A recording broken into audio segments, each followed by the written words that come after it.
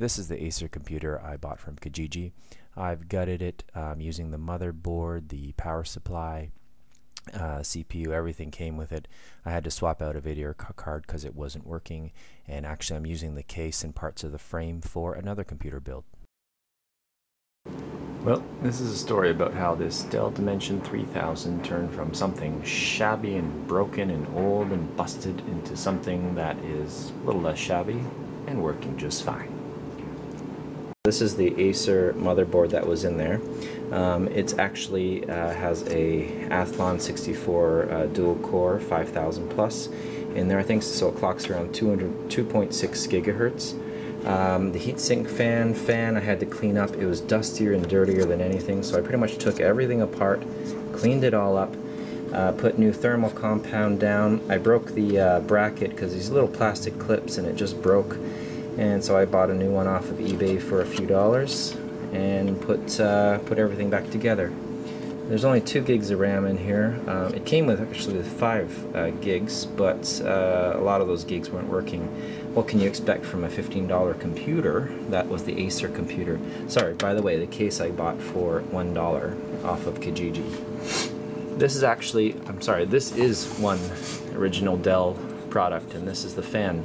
That was the cooling fan that fit right there. It usually has a green shroud that goes over top of the CPU, but I took that off.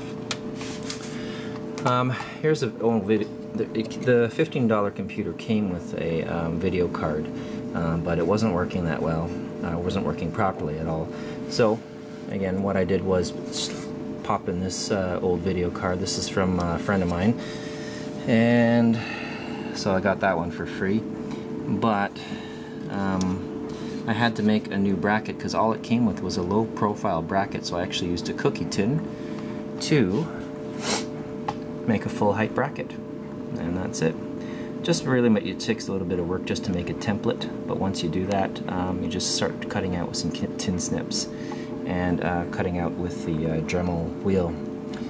There's a 80 gig hard drive I bought for $5 in there.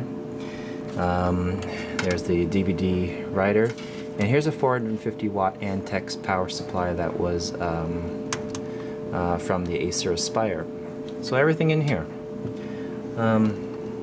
all said and told, was about $30 for all the parts and little pieces and brackets, etc. that I had to get, but all used, and it's working very well, and I'll show you that next.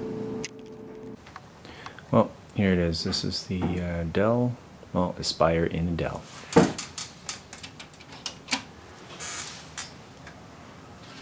Power up.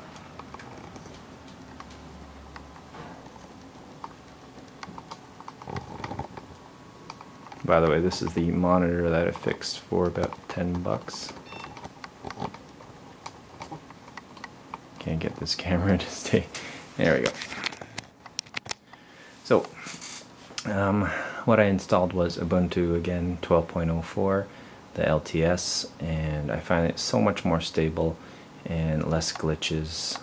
So instead of the new, what is it called, the trusty TAR 14.04, horrible. I've had so many problems with that thing. I've uninstalled it in a couple of my computers, and now I'm just running still the Ubuntu 12.04 LTS. Oops.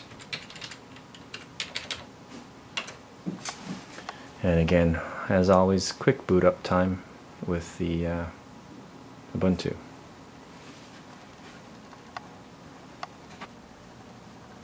Okay, so there it is. AMD Athlon, dual core, 5000, 2.0, 2 gigabytes, and it's, I call it the Dell 3000 Aspire T180.